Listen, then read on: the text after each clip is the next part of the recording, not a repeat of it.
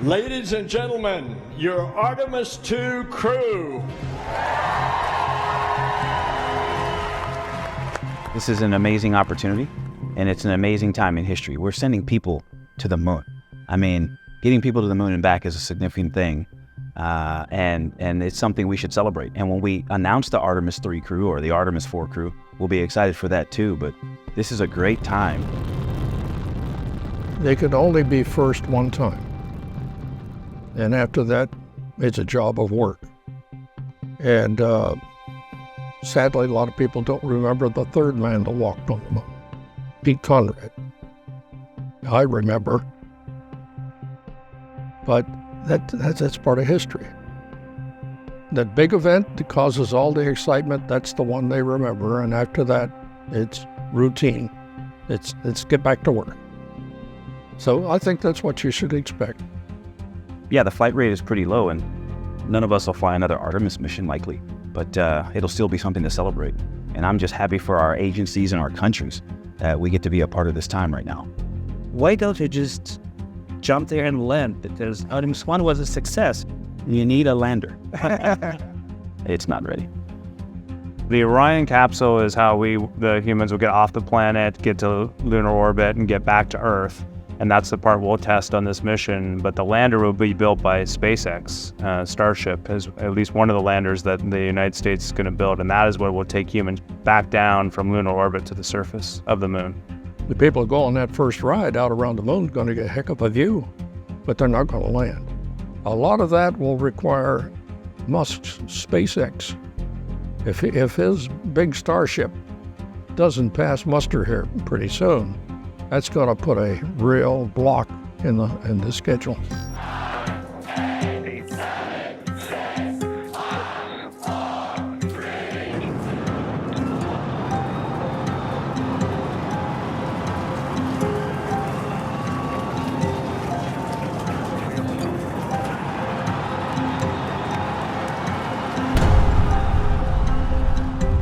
Obviously, they still have a lot more work to do.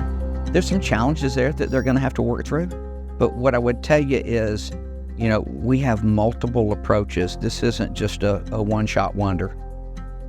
We're using different rockets, different infrastructure, different partnerships. And I think it's a smart approach.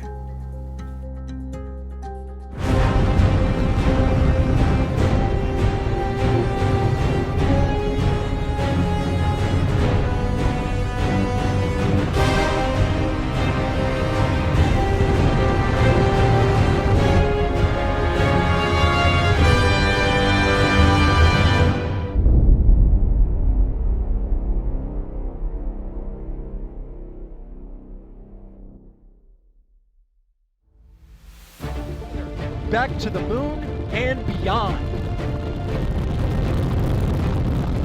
Overall, it's incredible how everything was so successful and how all of the systems performed like they should have. And I got to give it to the Mission Control Center at Houston.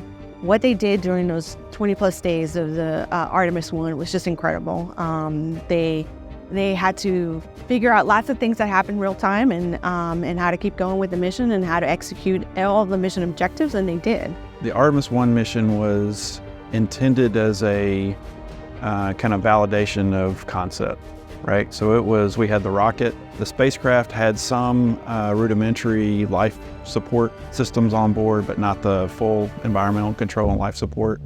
It didn't have crew waste systems, it didn't have food systems, so it didn't have a lot of the things that we need to fly crew on board. It was really an engineering test of the spacecraft, the propulsion systems, the thermal protection system, the structures, the avionics. This is going to test also now the life support systems and all the environmental systems that needed to support our crew members. We absolutely have lessons to work on. We have a lessons learned process going on right now that culminates from top to bottom. And we have a couple things that we're working on there, a couple boxes that operated a little bit differently than we expected. Never put the mission in jeopardy or missed a flight test objective. We have some work to do on the heat shield that we're trying to understand. So flawlessly, I would say, is a good word, but it doesn't mean without some things that we still need to look at and work on.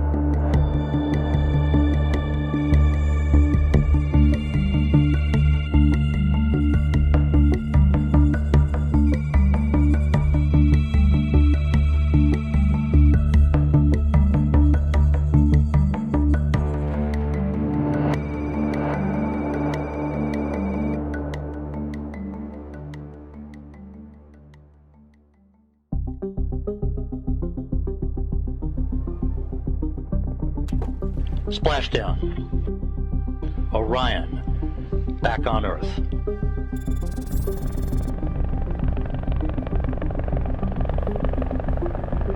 It's not that we're back to that old technology. It's, you got to think about the requirements, the size of the vehicle, the weight of the vehicle, the speed we're coming back at. It's way faster than shuttle. The design just and the requirements drove you to a capsule, and those decisions were made a while back. But they went through multiple straight studies to figure out, is it better to do recovery as with a capsule with parachute? Is it better to do a recovery where you have a vehicle that lands flying into the atmosphere?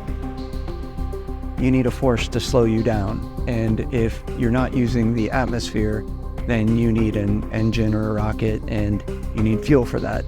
So if you take that fuel with you, then you're carrying that fuel all the way to the moon, and you're bringing it all the way back. That's the beauty of the direct entry, is you don't need that. You utilize the Earth's atmosphere to slow you down, and you don't carry any extra weight with you out to the moon.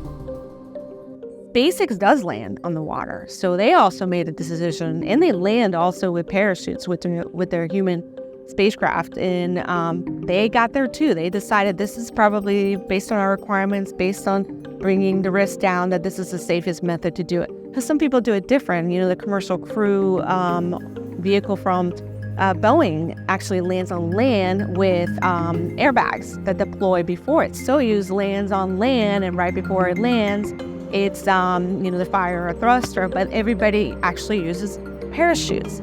And why do we use parachutes? Because we found that it's the best way to slow the vehicle down. It's the best way to give us redundancy and risk. You can just see that every company, every government agency makes those trades and ends up making decisions based on their vehicle, what their requirements are, and what risk tolerance they're willing to accept. The challenges of re-entering the atmosphere at Mach 25, 11 kilometers per second, they haven't changed. And it turns out the shape of spacecraft, in order to efficiently and safely re-enter through the atmosphere at enormous speeds like that, capsule shapes are really optimized well for that. Maybe someday when much more advanced technologies allow airplanes to fly like Star Wars, we're a long way off for that.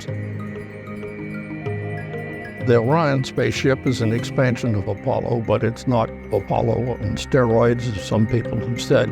It's using current technology to the best effect. It is a larger version of the Apollo design and plan form, but it's pretty spacious, pretty nice, and Lord, the Apollo spacecraft was only about the size of a Volkswagen inside. That's about how much room they had to get around. This one is large and spacious. So, yeah, what it is basically all good stuff expanded. I would say it's a very large SUV, perhaps. It's about 16 and a half feet at its widest point of the cone. Inside, there's around 320 cubic feet of living space, so around 80 cubic feet per person. Yeah, imagine going on a long-haul road trip in a very large van. It's bigger, heavier, more capability to carry a crew. So Apollo had 3, we're carrying 4 crew members. We can, for the further, the Artemis 3, 4, or 5, the intent is to be able to carry 100 kilograms back from the lunar surface. Apollo started at maybe 20, 23, something like that, and it ended up in the 100, low 100s. So the capability to return science is pretty impressive with this Orion vehicle. Compared to those early spacecraft like Mercury, Gemini, and Apollo, I think today's astronauts will feel it's a lot more roomy. They have a long mission to fly, a couple weeks out to the moon and back, and so as part of their health and comfort, you want to provide that space where they can be most efficient at the jobs they're asked to do. Looking at the cockpit itself, again, those old spacecraft had switches everywhere, hundreds of switches and dials in order to manually operate the systems. But with the software we have and the computers, we're able to automate that and collapse the control system to a much more concentrated and inefficient layout. So I would compare it more to like a modern commercial airliner than one of those old spacecraft. Starting at the top with the windows, the commander and pilot will sit side by side, and they have windows that allow them to look out. For example, when they need to rendezvous and dock and see the spacecraft they're approaching, they're able to look at both the instrument panel that's in front of them, as well as the windows that allow them to see outside. Below them, in a 2x2 orientation, is the mission specialists, and they'll be oriented in that configuration for launch and landing. But when they're not in that, they can move around, get out of their seats. There'll be 4 sleeping bags, and in the space station and other things, we allow the crews to sleep where they find it most comfortable. What you see before me, down here at the base of Orion, is the waste collection area. This is the toilet that the astronauts will use for their 3-week mission. Separately, on a different part of the spacecraft, is the food preparation area where they can get drinking water. And naturally, you want to separate where you eat and drink from the waste collection part. Right next to the hatch are these emergency systems. So there's a crew survival bag here, and there's a life raft on board. So in the unlikely event of a problem where the crew needs to get out quickly, you want your emergency supplies right by where you're gonna exit, so they can quickly grab it and go outside. This is our external hatch. It's what protects the crew from the vacuum of space. It's an outward opening hatch, and so what you see oriented around it are latches. Basically keeps the hatch sealed against the pressure of the inside. So all these mechanisms are a way to keep the hatch closed, but also in the event of something really bad, can allow it to open very quickly. The next feature I want to point out is the tunnel that you see right behind me. This tunnel leads to a docking mechanism and a hatch, which once Orion docks to its next spacecraft, whether it's the human landing system or the gateway outpost, it'll make a hard seal in between those spacecraft. The astronauts will float up through this tunnel, they'll remove that hatch, and they'll be able to transfer into their next vehicle. This is one of the areas we've really benefited from through the shuttle and the International Space Station and the other programs. We've standardized docking mechanisms. The key is going to be to make sure that as we get those parts together, as we get the Orion capsule, and whether that's one lander or another, and I know there's 2 on contract right now, is to make sure the pressure differentials and the temperatures and everything, to make sure that as we open the hatch, everything goes well. The docking themselves is pretty standardized. It's really about making sure that what we would call interface control is done correctly.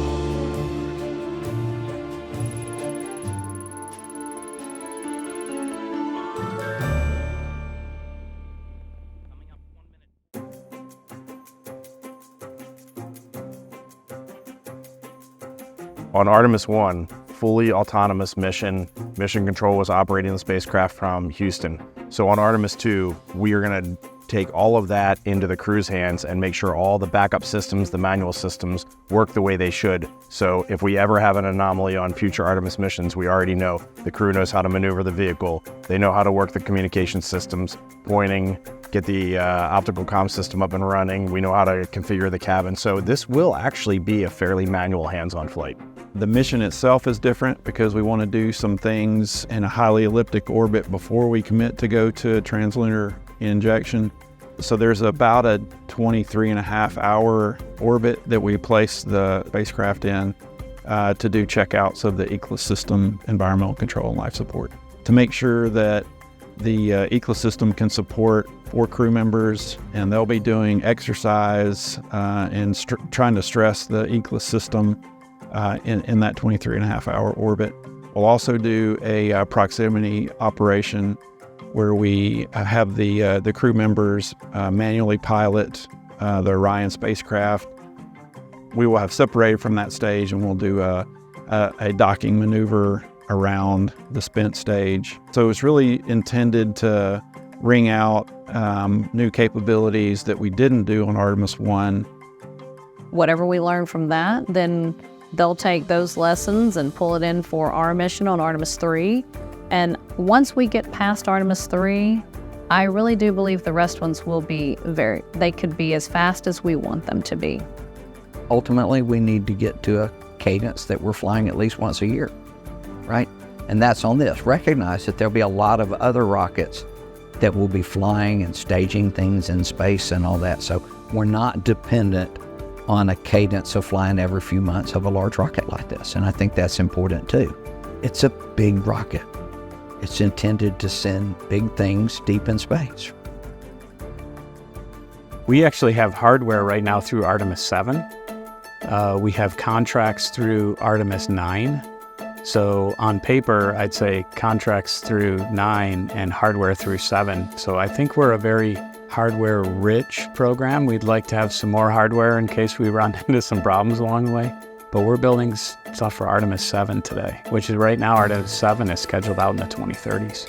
The first iteration of the SLS core stage is obviously focused on returning astronauts to the surface of the moon, which is a feat in and of itself.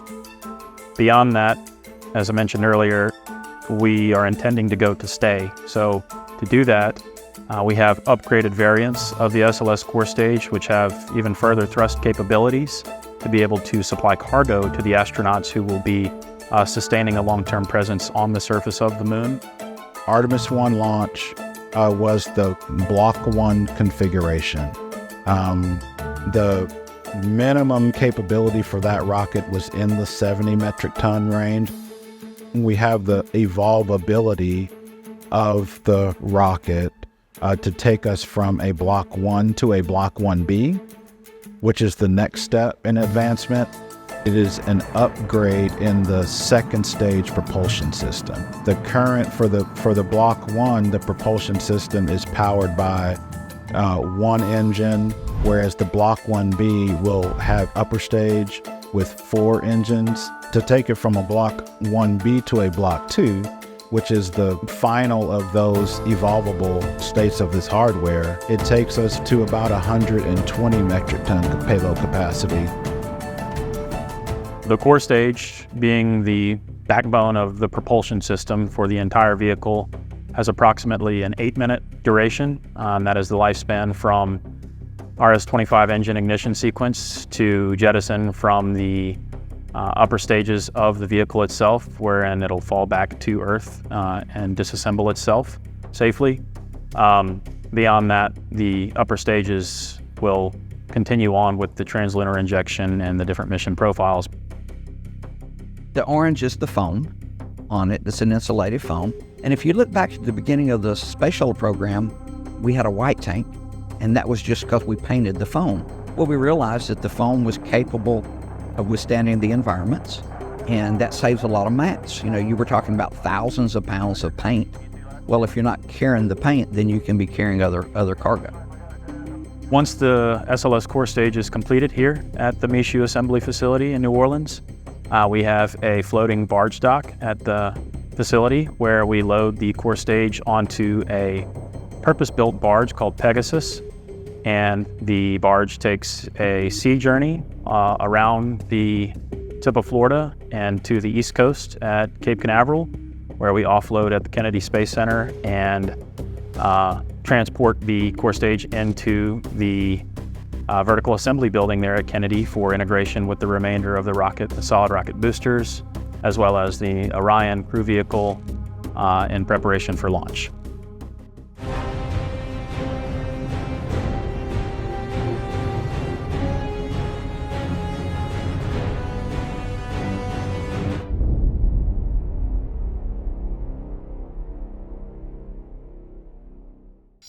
Well, this is the spacecraft that's used to take men down to the lunar surface. And it's docked to the command module.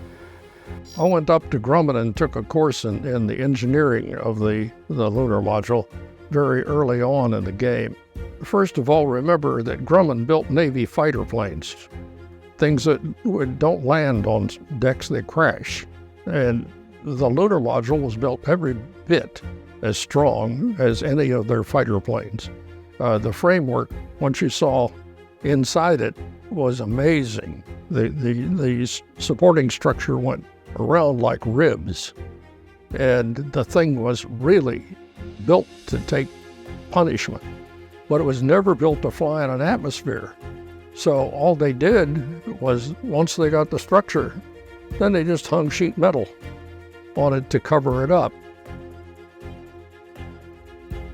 If you look back at the Apollo landers, they were small, more fragile, and limited time on the moon. The landers that the Human Landing System program is working with contractors to build are those that are more sustainable, long-term, larger, more massive, and they are expected to be launched on other rockets and not concurrent with the crew. Having a couple of companies is something that the government would have supported one way or another anyway. Having them build it up on their own, the very wealthy entrepreneurs, it's sort of unique.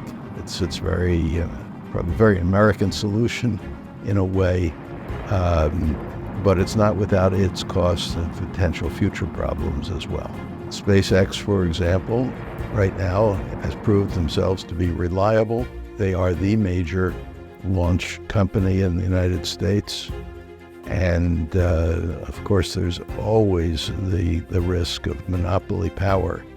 Now, just being the only one right now that with a lot of capability is not necessarily bad.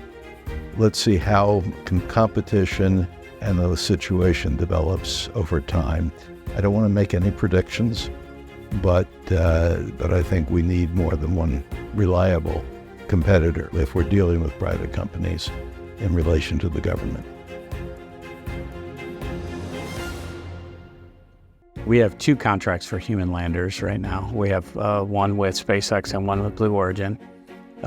We certainly picked SpaceX based on their plans and their capabilities. We have a number of major milestones they have to go through for us. They have to transfer the liquid cryogenic propellant between 2 ships. That's a critical test for us. Then they have to do an uncrewed demo, landing on the surface before even getting to a crew demo. We want to make sure we have a solid approach for the moon. And so this gives us the opportunity, similar to how Commercial Crew, they were awarded 2 different providers. You know, at the time it was Boeing and SpaceX to take crew up to International Space Station. And at the time, you know, early on at that award, I would say NASA wasn't really sure who was probably going to be successful first. And we feel like this is a very similar path. We believe both will be successful, and you know, we just want to make sure we have somebody at the earliest time possible. We don't have other plans, we don't have other budgets, we don't have other work going on in parallel. Our plan is to land with hopefully both of those contractors, and if it ends up being one of them, then that's who we'll go with, and we'll work with our schedule to adjust for it. But those are our only plans right now for landers.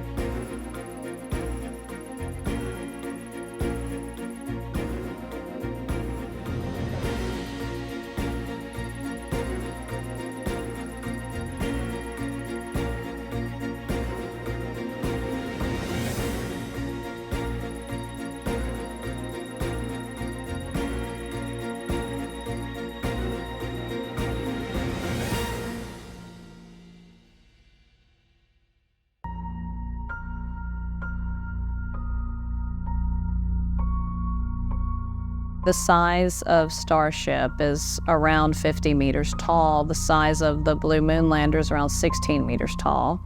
The Starship has an elevator mechanism for the crew to descend to the lunar surface, whereas the Blue Moon lander has a ladder, more traditional and what we're used to seeing. They have different propellants. You know, one's hydrogen, the blue is hydrogen, and SpaceX is methane. In general, though, there's a lot of similarities. They both require multiple launches. The Blue Moon lander also requires propellant transfer and aggregation that occurs in halo orbit, whereas SpaceX is doing all that in low Earth orbit. We'll take Artemis 3, for example, which is the first moon landing at the South Pole. So what we will do is the HLS Starship will be the first to launch. There'll be a series of tanking operations.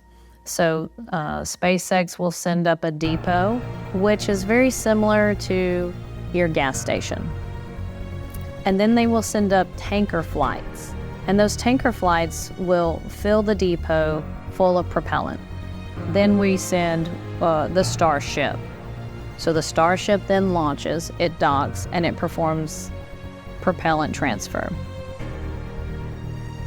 We'll actually launch the lander first, and the lander will go up in both architectures and fuel through their cryogenic depots, and then the landers will go into orbit, into our near rectilinear halo orbit, this unique orbit around the moon. For Artemis 3, Orion will dock directly to the lander, and the lander will go down to the surface, come back up from the surface, Orion will come home. Future missions, the lander will go up and be serviced, be filled. We'll go to our Gateway, our lunar orbiting space station. Orion will go to Gateway, and the crew will transition into the lander, 2 of the crew, go down to the surface. The other 2 will wait up in Gateway and do science and experiments up there. I remember people seeing this as a concept in the Apollo days. Space station that'll be in orbit around the moon as a staging base for anything you want to do in that neighborhood. Well, the Gateway Outpost is currently planned to have a robotic arm, much like the current ISS space station. But the way we plan to help build the Gateway using Orion is to launch big pieces on the SLS rocket. Now, on the way to the moon, Orion will turn around, they'll grab those pieces, and they'll deliver it and dock it to the Gateway. So it's a kind of a piece-by-piece assembly approach. It's likely that the moon itself and the space station orbiting it in the future will be the way stations, even fueling stations, for rockets that are on their way to Mars in the future. That's another research platform outside of the Earth's magnetic field where we can really begin to study that deep space environment. Spending time at the Gateway is very similar to traveling to Mars. So we can begin to learn about how does food respond, how do pharmaceuticals respond, how do people respond for that kind of a trip. It's maybe a 6-month transit out to Mars, let's say best case. We can actually simulate a Mars transit by putting a crew on Gateway for 6 months with the right logistics, and then send them down to the surface of the moon, let them operate for 30 days, come back to Gateway, stay there for 6 months, and then come home. It's like a Mars mission, and we can understand how our systems and how our humans operate after long exposure to space and then operating in a partial gravity environment on the moon.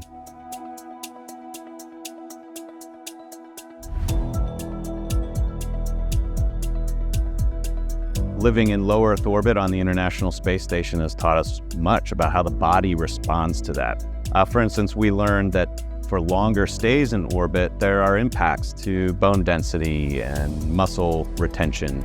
And if you ask someone to be in space for a long period of time and then start doing jobs, maybe on a surface of the moon or maybe even Mars at some point, We have to understand how their bodies responded to the time and space and what we can expect them reasonably to do once they're on the surface.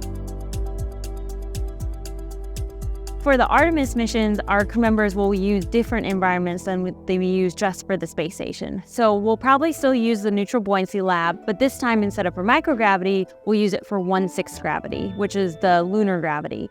And we'll do that by adding additional weights to the suit to weigh you down on the bottom of the pool to mimic what 1/6G might feel like. We also might use Argos, which is the active response gravity offload system, which basically is a smart gimbaling system that can pick up 5/6 of your weight, so you can only feel that 1/6 gravity effect.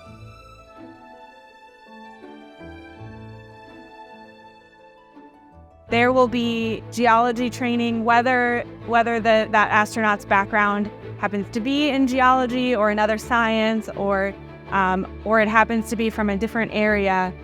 We've got fundamentals training that we've already started giving to folks in the astronaut office, and definitely those kinds of field trips where you're practicing looking at Earth geological features and choosing what to sample and how to sample it using the tools that they'll have on the moon. Yeah, I've actually been to the place where they train the Apollo landed missions. It's in Flagstaff, Arizona. So it's geologically active from a geological time frame. So that's where they'll learn how to use the hammers and the scoops, how to recover with the full suit on, how to recover a rock without tipping over. So it's going to be very different training for them. Now, there is no perfect example of the moon here on Earth. The only place that's identical to the moon is the moon itself. But we can begin to show them the types of features that we would expect them to encounter on the moon. All of it is just to give them as much background knowledge as possible so that when they get there, they can go do that work and they're not caught off guard by what they're seeing. So Apollo was trained in this facility, but all of that equipment has been sent out to museums, and so we don't have any of the computers or the mock-ups or the simulators left in this building. Everything is from scratch. This simulator specifically is for the training of the entire team as well as the crew. It's scalable so that it can be focused on specific events, or it can train the entire scenarios from ascent to lunar transit, and then as well as entry. For Artemis 2, which is primarily focused on SLS and Orion, the crew gets training on how to monitor the launch and respond to any contingencies that happen during that time. Once they're on orbit, they need to interact with the vehicle, understand what the software is doing, when they might need to intervene and be a part of the process for those operations in space. Of course, they need to learn to live in the Orion vehicle, and then when the mission is complete, learning how to make sure that they can safely re-enter the atmosphere, that their parachutes have deployed, and once they splash down in the water, how to power down the vehicle. It definitely gets more complex for Artemis 3 because we're adding the lunar lander, which has to go now undock from Orion, go down to the surface of the moon. Then we're adding the EVA, so they have to learn to do a spacewalk. They have to learn certain science skills so they can collect the right samples and gather the right data. And then they have to traverse safely back across the lunar surface, which also is something new and different. And then take off from the surface and re-rendezvous and dock again with the Orion. So from that perspective, it's definitely more dynamic, and there's a lot of additional training on top of it. Apollo 17 flew a professional geologist astronaut, and prior to that, the astronauts were military. But all of those astronauts were given science training. They had hundreds, in some cases over 1,000 hours of geology, geoscience training to help educate them for the job we were asking them to do when they got to the surface of the moon. They understood that technology would advance at a pace they maybe didn't understand at all. And they knew that some of the samples they collected might be better analyzed with future capabilities. And so a set of samples were maintained in a sealed status and were not measured or opened or analyzed in any way. Recently, NASA has begun to look at some of those samples, in particular samples that we actually sealed. Science in the very beginning of the human space program was not a big factor. Engineering was the big factor. And science was a hitchhiker on the way to the moon. They realized they had to do science on the moon. Could not be very easily explained why we were there. The fact that we're going back to the moon now just seems like it's all built up and it's time to do it. We're going to the South Pole, where Apollo went to the equator, where there's more history of the universe captured at the South Pole.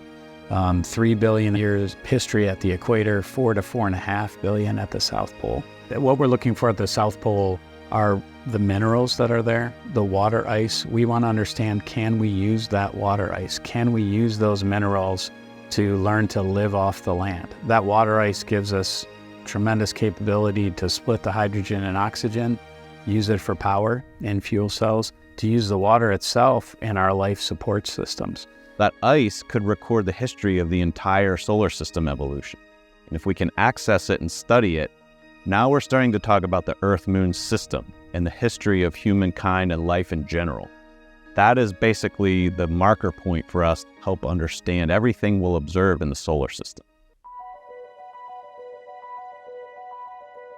The moon right now is a location for scientific and diplomatic endeavors. It's not clear if it's going to be economically useful, but that's what exploration is about. It might be useful. Whether or not there is something there that could make money, that would justify a completely private investment, that's still really unknown. There are speculations like mining helium-3 off the lunar surface. There's speculations about mining asteroids, but those things are still fairly far in the future.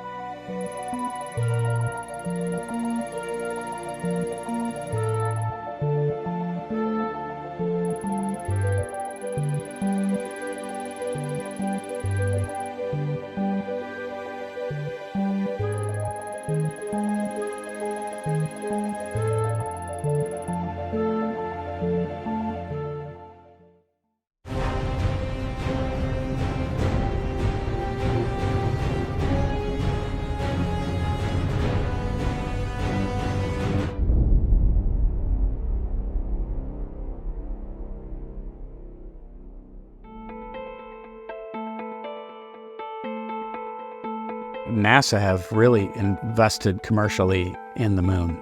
We have our services contracts. We have services for our landers. Similarly, we're not buying the spacesuits. We're buying a couple suits waiting in the lander for our crews to get into. We have 2 different vendors that have been awarded that contract. So we have Axiom Space and then also Collins Aerospace. So they both have been awarded to provide suits to NASA, basically as a rental services. So you can kind of use that analog of renting a car. So you don't necessarily, when you fly to a new place, you don't buy a new car. When you get there, you can rent one. And so NASA will be doing something similar, and that will help reduce the cost for the government to be able to do the Artemis missions, and also help open up the commercial market for not just NASA and the government to use these spacesuits, but also commercial vendors can come in and use those spacesuits as well. Since Axiom and Collins will own the suit design, they'll own the suit hardware.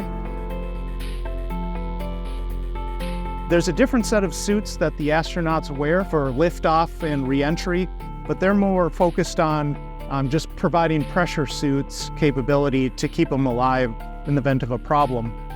The different suits you need to explore the moon, it's a very dusty environment. Those will launch on the lander and be waiting for the crew once they get there.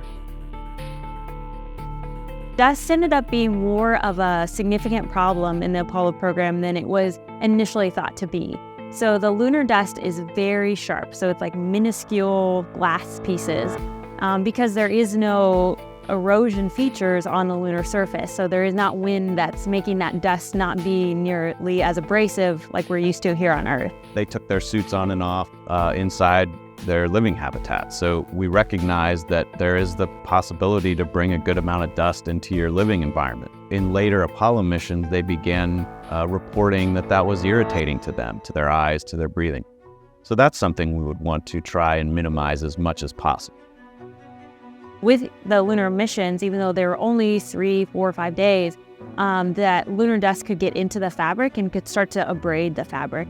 The Apollo suits also use zippers and they use cables. And both those things, when you add dust to them, don't work very well. And so we need to have more dust-resistant designs that can handle that lunar dust over a long mission.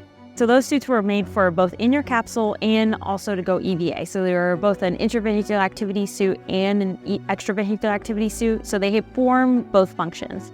One of the downsides of having a suit that does both functions and not to make it optimized is they didn't have a lot of mobility, especially in the lower torso, in the Apollo suits because it was a completely soft pressure garment. So you didn't have things like bearings and hard goods that help give some mobility back to the crew member. So that's why when you watch the Apollo missions, they bounced around on the lunar surface, they fell a lot, they couldn't get down to the surface to work with tools because their spacesuits weren't built to have that mobility in mind. Because you don't want to have some of those hard components in your suit when you're coming back to Earth and landing in the ocean, and that hard impact, you need your suit to protect you. So now we have suits that are optimized just for that EVA function, and so we can have more mobility. So the suits that are going to be built for the Artemis mission are going to have more mobility than Apollo. So they're going to be able to walk easier, kneel, squat, be able to do the geological science tasks that they're going to be asked to do during that mission more effectively and more efficiently. One of the big things about the Apollo missions and the Apollo spacesuits in particular is those suits were all custom for crew members, and they were specifically built for just those crew members and backups in mind. So there's usually 5 suits made for each seat, is what they said. So you had, for the current flight crew, a training suit, a backup suit, and your flight suit. And then your backup crew also had a flight suit and a training suit. And as the missions went on, each suit cost more and more, and you'd have to make all these different suits, and so it wasn't very economical. So really during shuttle, we started to make modular suits. And this also helped open up a bigger range of sizes that we can fit. And so now for the EMU that they use right now on the space station, you have different components, small, medium, large. You can mix and match and be able to fit a larger crew member and crew population. And we want to continue that for the Artemis missions. We're looking to our partners to be innovative in their solutions and creation of things like suits and rovers and habitats and anything. So we have 2 companies that we're looking to help us with landing. We have multiple companies that are helping us build a gateway.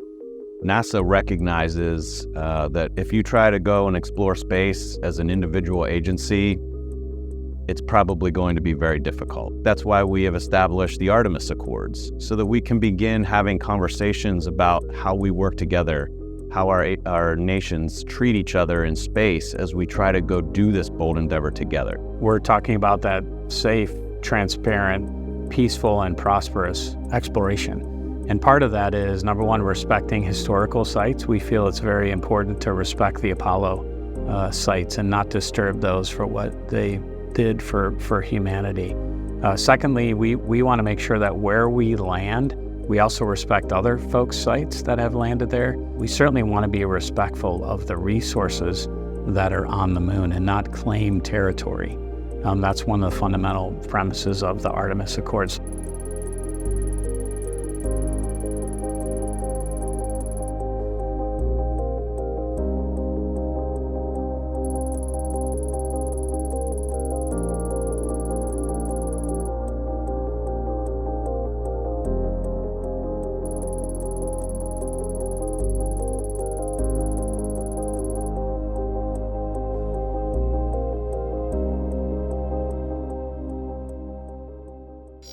China landed an uncrewed spacecraft on the far side of the moon. The successful mission elevates China's space power status in a global rush to the moon. We're in a space race with China.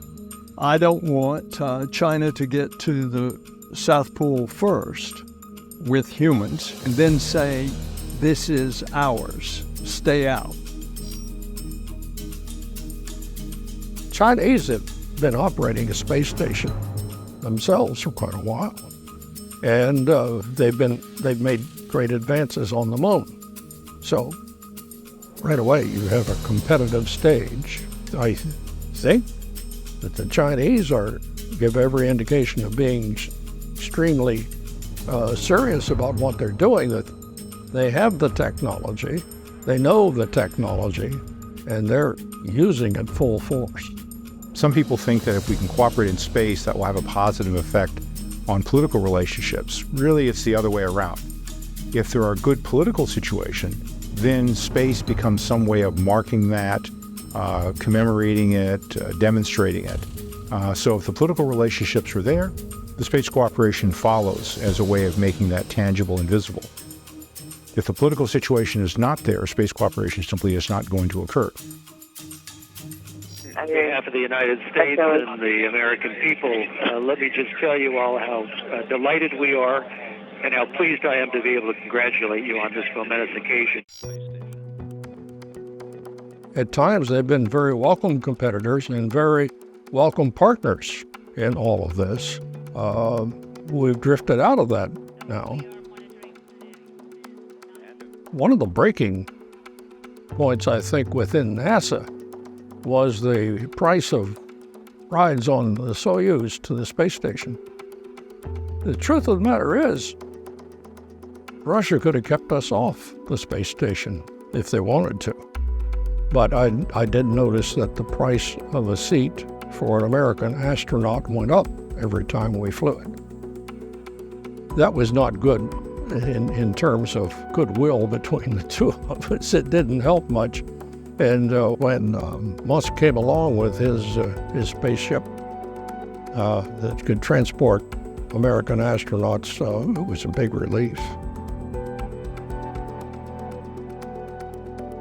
Technically speaking, Russia is still very capable. And they have rockets, they have the capability to do things. Politically, economically, they're in a different position now. And of course, China has invested extremely fast and heavily into space technologies, is at today anyway our major competitor in moon programs. We worked through space station in an era where the US and Russia were tenuous at times. And we still continue to work together on that program. So that's when I think of times when you can rise above things to work together on goals, I think space and science is an area where we can do that. So it gives me hope that we can in the future. The thing about the moon is it has many different price points. It has things that are really major, like pressurized rover, they're billions of dollars. It has things that are fairly small, fairly affordable, that a developing country can do. When I think about how we cooperate with both other nations and companies, the word competition doesn't come to mind, but the word cooperation does. One of NASA's missions, stated missions, is actually enabling a space economy. And every time we do something, we enable a market, we create a market. Every time we take something that has never been done before and show that it is not only doable, but that there could be a market around it, that is a success for NASA.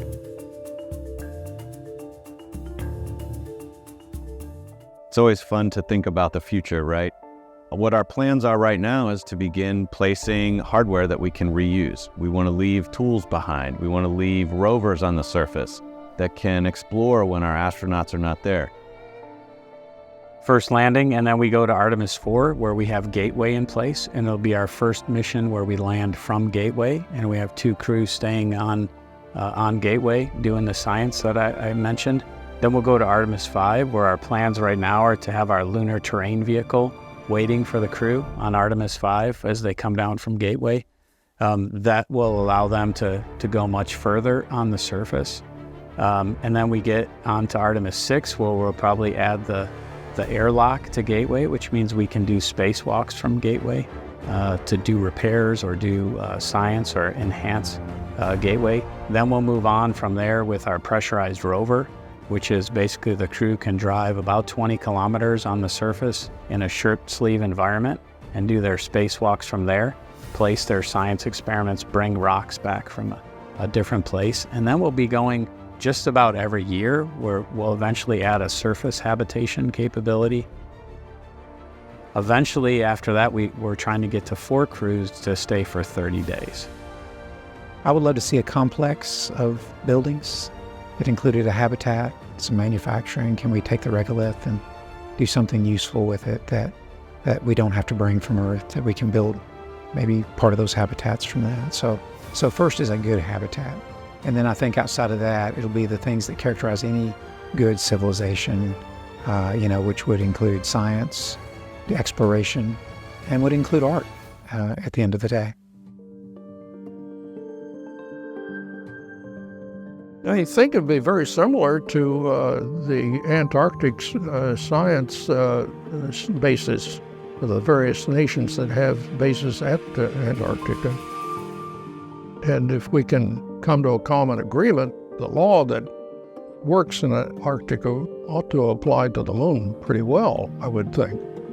So you probably have scattered bases among the competitors, and who knows, we might even have cooperation between them. I think we're a few years from a lot of habitats on there. I know how difficult it is to get a lander and a rover down there and RHAB, and I believe we have a tremendously capable team to do it. And that might not be on the surface of the moon, that might be in orbit around the moon. That may be the jump-off point from which we leave to go to Mars. That's all part of this open concept of considerations we have to take into account, right? I think people will be very fascinated by when we look at technologies such as nuclear thermal propulsion, and that is a deep space technology that NASA and industry partners are championing to be able to pilot our astronauts from the lunar exploration and lunar orbital launch pads that will orbit the moon to perhaps the surface of Mars or other heavenly bodies. I've heard one of our senior leaders say, the destination may be the same, but we're different. Our technology has advanced, our surveillance has developed, and there's just more things to explore. And that's one reason that I believe that the moon mission is still a viable mission. The technical end of this isn't the same challenge that it was in the 1960s. Even today, launching a rocket does not have the reliability that getting on an airplane has become. Rockets do fail. Space is a harsh and rough environment. It's one of the things that makes it expensive. It isn't a question of whether we can. It is a question of when and how much money we invest in it. I am confident when Christopher Columbus went and asked Queen Isabella for the money to send ships all the way around the world, that there were people that thought that was foolish. There's plenty of food, there's plenty of capability where they could not envision the world that was opened up and the exploration that occurred after that first voyage. And similarly, I don't think our imagination is sufficient to imagine where we're headed in this great quest.